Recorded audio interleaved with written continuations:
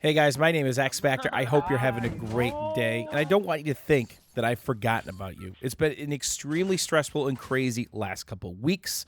We're going to go over a little bit of an update of what's going on, what is going on, but let's preface this round. You see, I've already got 3 pieces of gold in my inventory. This is because this is the squad special mode gold only, and this is a random queue. I met another fine group of friends south of the border from good old Mexico, and we're going to try to make this work.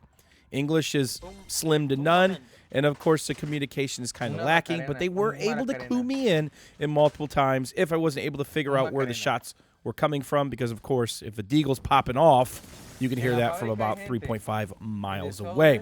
So the preface of this round is, if it's a gold weapon in live game, you can use it now. So Scar, suppressed pistol, deagle, bolt action, semi-auto bolt, both type explodes, no shotguns or SMGs. So you got all the supporting pieces such as big pots, mini pots, grenades, impacts, traps, and anything else that you can think of along those lines, including the good old BB, the bouncy boy. So it really changes the dynamic of gameplay. It's more about extended gunfights and not just insta-giving somebody up close when you give them a tack or a pump in the mouth. And it creates some pretty interesting situations where people kind of are more standoffish.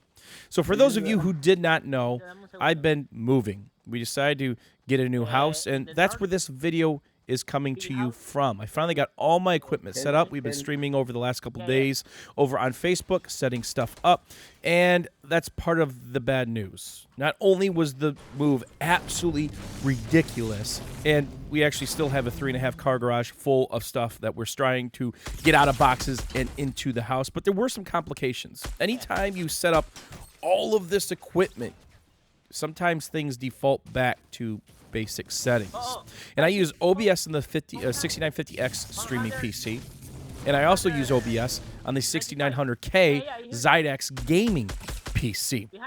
And unfortunately, when you unplug everything, some things default. Not to mention, Fortnite kind of had this weird bug where you needed to put it in windowed mode, then full screen mode to make your game not stutter, and that might have been part of the problem. So without realizing it, I always check to make sure my recordings are going in OBS when I'm playing with Jack Fragg's Level Cap and the boys, or just playing some randos or playing with some subs or community members. But I never really looked at the picture itself. It actually ended up zooming in 50%. So the crosshair was way over where, let's say, the #1 weapon is, and, you know, about the same height. And that was a problem because I had some absolutely massive rounds. 13 kill, 16 kill, crazy clutches with Baron Von games, and of course Stone Mountain 64. And those are available on my live streams over on Facebook, but they'll never see the light of day on YouTube. I actually lost about 2 weeks of footage. Of course, I didn't have much time to edit anything at all because of the move.